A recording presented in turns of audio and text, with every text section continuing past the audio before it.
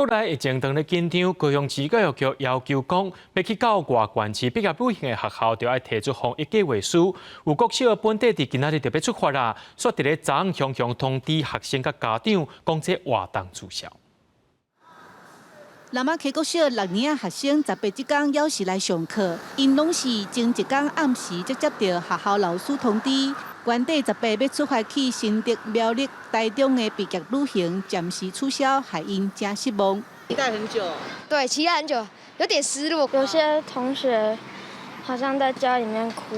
我都可以接受。小朋友的反应是有点伤心，倒是真的。哎呀，毕竟东西都用好了。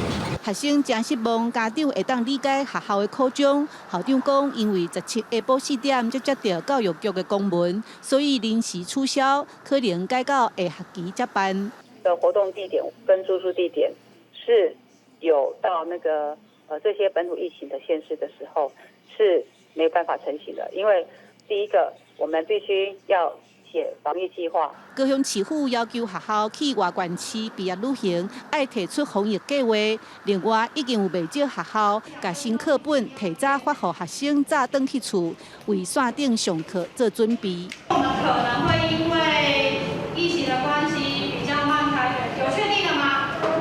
请问有确定的吗？还没，但是要先做好准备。新上国小休业式嘛改做线顶。老师用录影片的方式提醒校外的代志，实在是烦恼。疫情若唱悬，学校就要先准备。记者陈嘉文、刘一哲高雄报道。